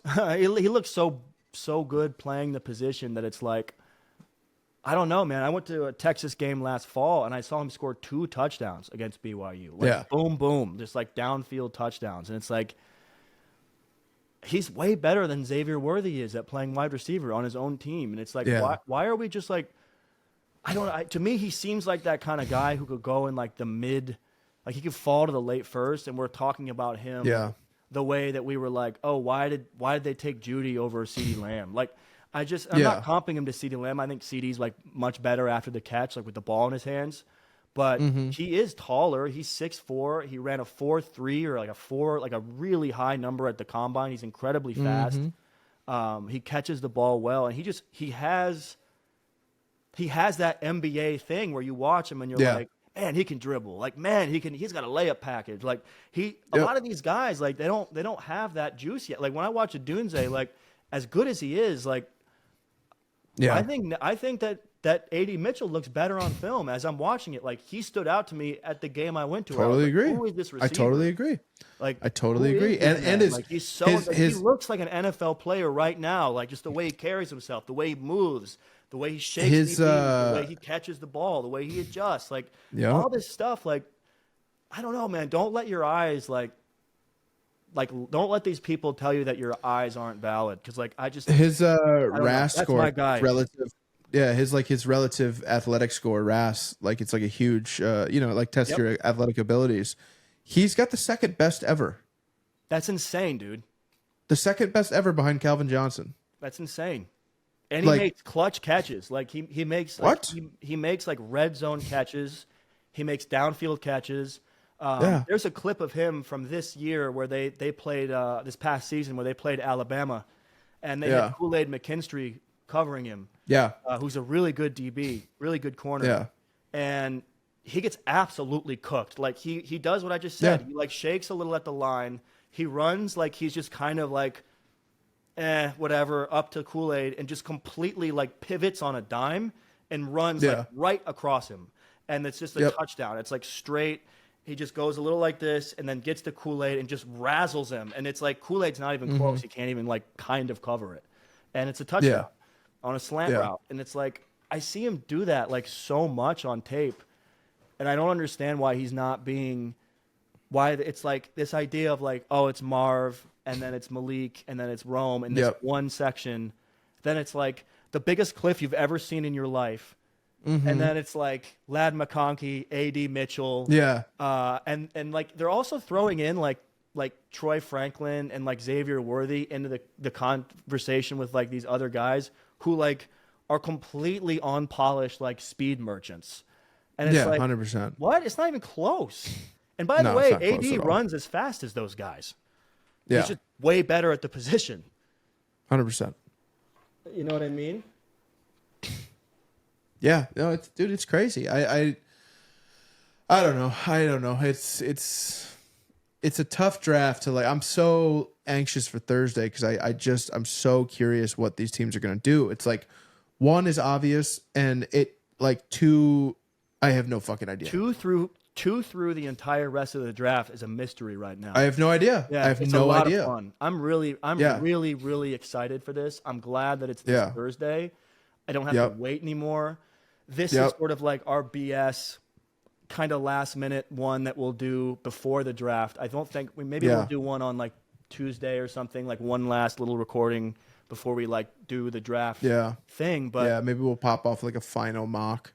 Yeah, that'd be fun. And then we'll cross reference our mock on the day of. Yeah, we'll write it down and then we'll do like mock. We'll do like a mock with trades, and see what the deal is. I'm glad that we're talking about these guys. Like, my whole thing with this is like, and it goes into why we wanted to make this kind of content. Put your balls on the table. Like, everybody's going to be wrong. Like, watch a guy and go, you know what? That's my guy. And that's why I vouch for like some of these players like Jaden Daniels or like AD Mitchell, because I watched these guys. I went down to Tech. By the way, Austin football Saturdays in Austin. It's like I'm gonna get sad. I'm gonna piss some people off and get sacrilege to my homies back. I was born and raised in Ann Arbor. It's better. It's a lot of fun, man. I had so much fun down in Austin on football Saturdays. But go watch these games, watch these guys, and like stick with your guys. Don't just like don't let Mel Kiper, who like, why are we still listening? It's like, don't let Todd McShay, don't let these guys like tell you that you don't know like what you're seeing, and don't let them tell you that like, for example, like Rome Odunze is not in the same AD Mitchell is not in the same conversation. Like, why not? Yeah, no, I saw something the other day. Like Peter Schrager dropped his final mock last week, and he had the Lions taking I don't know, some like right guard with like a shitty RAS score, and I was like, that's not gonna happen. Like if you pay attention, it's like running out of guys and being like, let me see, and then like drafting a position because we don't have like a good right guard. Well, it's interesting because this will kind of go into my last point because I do want to talk about like what they do. But yeah, I'm curious to see what they do. But it was funny because like I've been going through and cross-referencing like all these RAS scores. I follow this account that like drops all the prospects RAS scores. Yeah, I got into the combine stuff this year for the first time ever. If you look at every Brad Holmes draft, there's not a single player he's taken in the first 3 rounds that have had a below an 8 RAS score, which is like 8, 9, 10 are all like elite. They're green. 7 to like 5, I think, are like in the kind of middle, and then below 5 is like you're pretty garbage. Right. There's not a single one. There's not a single draft pick that Brad Holmes has picked that has been below it, like an 8.5. I think the lowest one was Jahmyr Gibbs, and it was mainly because of his height. You know what I mean? Like height and weight factor into that. Jahmyr Gibbs is an incredible. He was athlete. Was off the charts on the shit that mattered. Yeah. You know what I mean? But like his height and you can be a little short. His height and his weight like brought him down. Yeah. Yeah, maybe Brian Branch too was on the lower side of that spectrum, but it was the same thing. It was like nickel corner. He's not going to be playing. The same, it's all context, and that's the thing. Was my whole thing with the Aiden versus Trayvon stuff. Remember back in the day when everyone was talking about like, how Trent Baalke was justified in taking Trayvon Walker over Aiden because of this like athletic measurement thing, and it's like, but Aiden's athletic numbers are all fucking insane. So like, what are we talking about here? We're like picking at like, like nothing. Who cares? I'm curious what his RAS score was.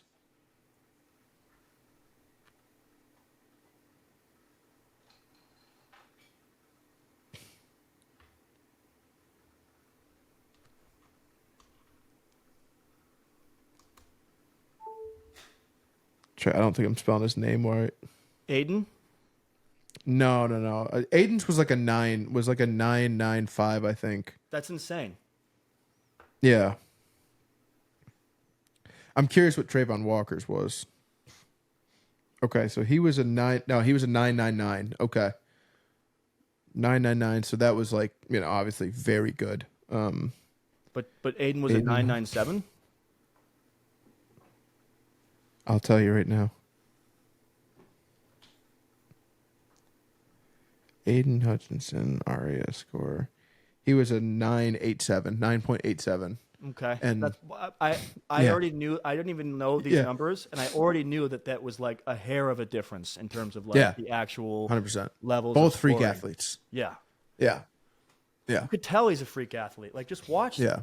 My point is to everybody: watch the fucking games. Watch the games. Watch the players. Like, have an idea. And the fun.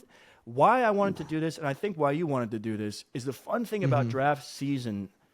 Stop taking it so seriously. Stop listening to mocks. Stop like being upset. It's the same thing with like, we'll do a fantasy football show maybe after we'll start doing fantasy stuff after the draft. Yeah, after the draft, because we know where people are going. Stop listening to these people like, yeah, send you into like a spiral mentally about like what player your team need. Like, you have GMs in front offices that you either have confidence in, like we do with our Lions, or you don't.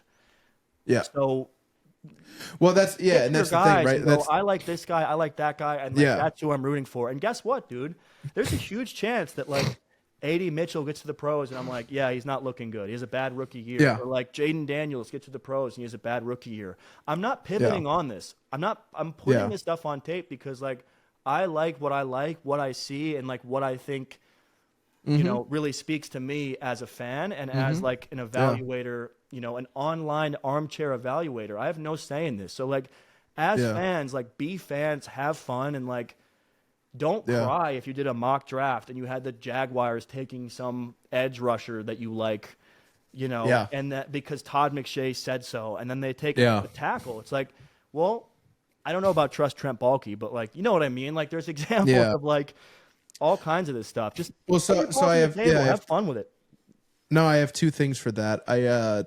My initial statement before we got into the RAS thing was basically Peter Schrager dropped his mock draft last week, and again, you know, he had the Lions taking some like right guard, and I was like, this I don't see that happening. That guy's not athletic enough for Brad, and not to take it in the first at least. And then like people were responding to it, and somebody like commented and was like, yeah, well, Peter Schrager got one pick right last year in his mock, so take this with a grain of salt. It's like, of course you know what I mean? Like Bryce Young and then 20, you know, 30 other wrong picks. You know what I mean? Because it only takes one, right? Yeah, the NFL. It only takes one to get the dominoes. Right. The NFL Network is paying Schrags a couple million a year to work for them. Like, I mean, that's the thing. It's like, and I'm not trying to knock Schrags. I think he's good, but like he's not good.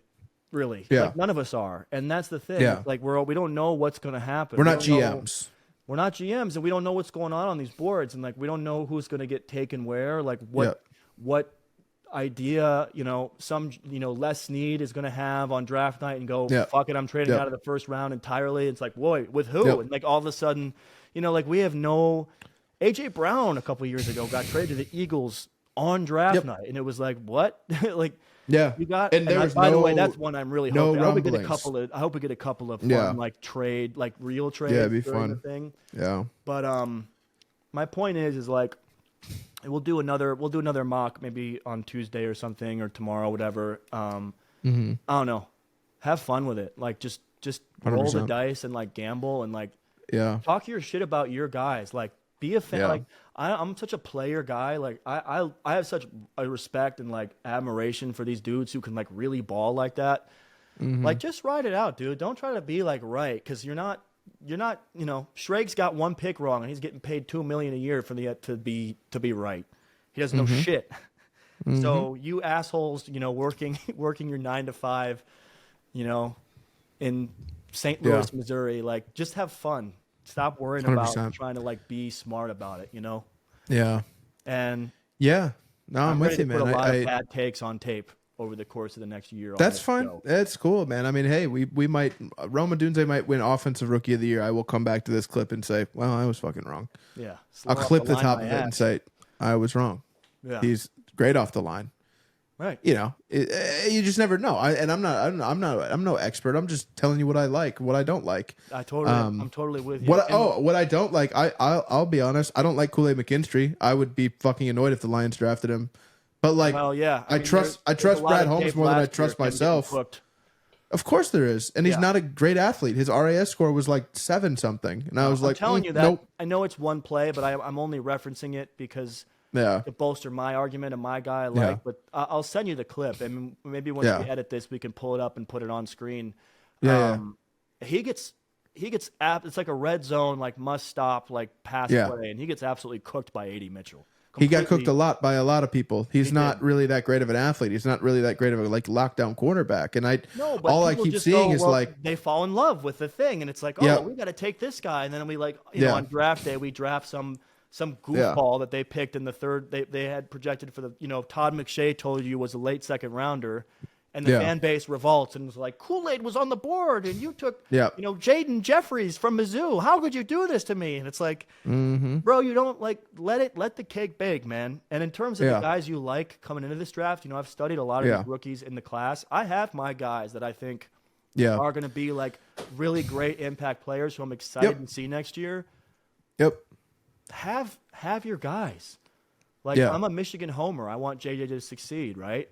I think Jaden Daniels is him. I want him to succeed. I love AD Mitchell's game. I want him to succeed. Like, I might be wrong. I might be right. But, like, whoever your guys are, like, go out on a limb. Like, I think Brad McConkey is going to be really good if he gets in the right passing system.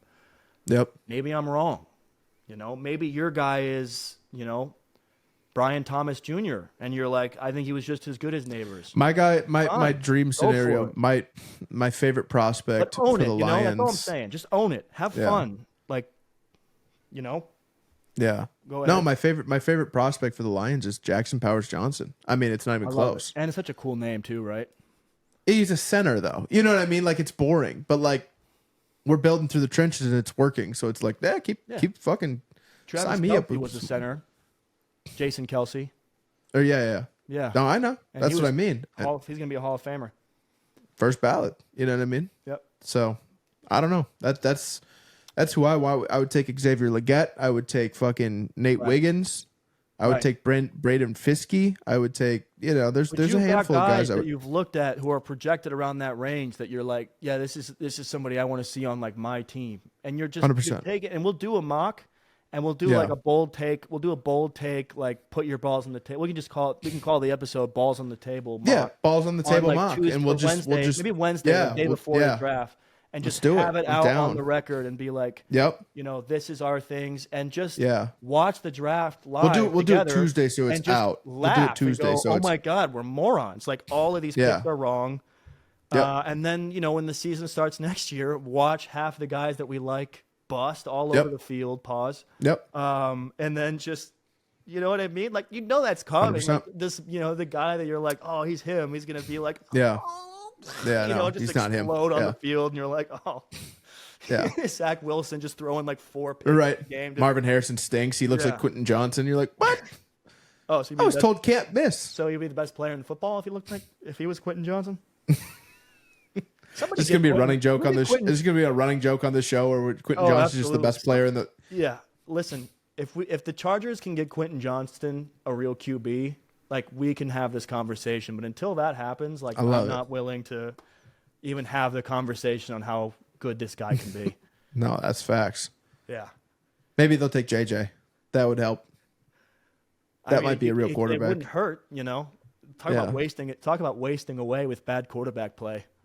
Yeah, no, that's fact. Quentin Johnson balled the last time that he was on the same field with J.J. McCarthy, though. He would have been great, honestly. It's like, hey, Herbert, can we throw some accurate passes downfield once? Literally. No, we can't. So I can't blame him. No, I can't either. Yeah. Great hands. Quentin Johnson, great hands. But yeah. 2 things synonymous with each other. But yeah, I think... I think we'll be back to do one before the draft starts, and then we'll do a draft thing, and for now that's it. So, peace. Thank you guys for coming through. Thank you.